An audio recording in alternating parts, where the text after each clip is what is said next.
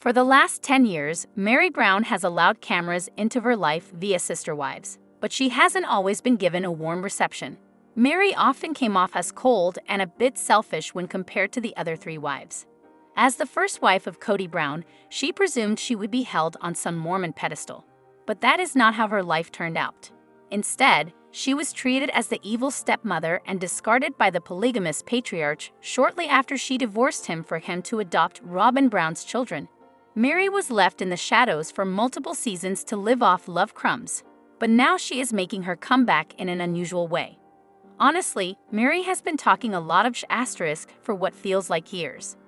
The mother of one has teased followers on her social media multiple times regarding a possible Sister Wives tell-all book, a spa getaway that she couldn't sell tickets to, and her LuLaRoe business. But it seems Meri has finally nailed down a project she has aptly named Worthy Up. Meri made her big announcement in grand fashion, sharing a teaser post, writing that Worthy Up has been in the works for a while, and it's so fun to see it finally come to fruition. The Sister Wives star went on to share, "I've spent the better part of the past decade taking a good look at myself and figuring out who I am, what I want, and where I'm going. I had to worthy up. This community is a place where I will share my personal experiences of growth and hope to support you in your journey too." Meri's new company is focused on being a community based on transformation and self-discovery, and a safe space for individuals to grow, connect, and inspire one another. Hopefully, Meri will at least try to weed out the catfish before accepting just anyone. Meri often uses the phrase "worth up" in many of her posts. Sister Wives fans always assumed it was her mantra for having to digest how she allowed herself to be treated all these years by Kody. It wasn't until she launched the company that the reality star attributed the same to an action. In one Instagram post about her breakup, Meri wrote, "If you don't want to make waves, keep on being mediocre. Do the thing that everyone else is doing. Seek everyone else's opinion and validation. Do what everyone else thinks you should do." However, Kody Brown lost 3 of his wives, Meri, Janelle, and Christine Brown. But did he intentionally divide them, and that backfired? TLC fans think that if they were divided, then they couldn't form a united front against him, which would have wounded his ego no end. TLC fans know that at one stage, Janelle Brown wouldn't even drive in a car with Meri. Meanwhile, Christine and Meri also had their issues. As time went by, it became obvious that Robyn Brown wasn't a friend to any of them, although Meri thought she was for a bit.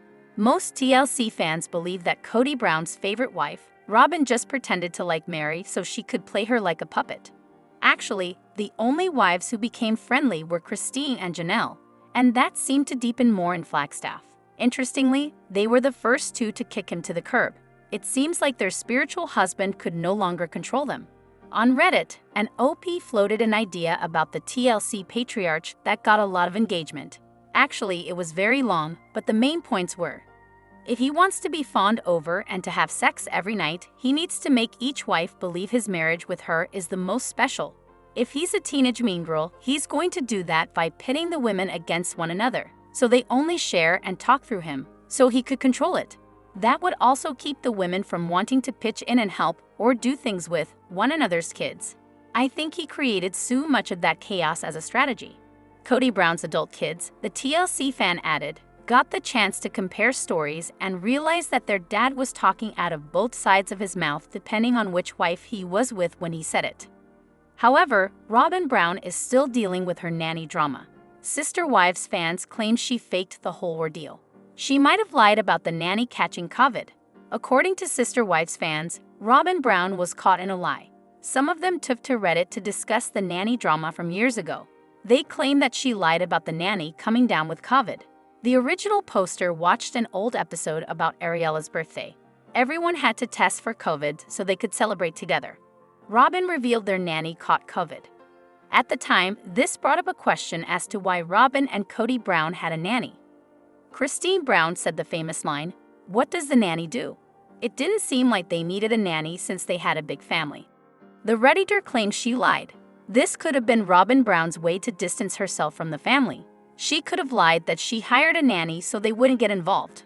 The original poster added, "What does the nanny do?" She serves up a delicious excuse, that's what she does.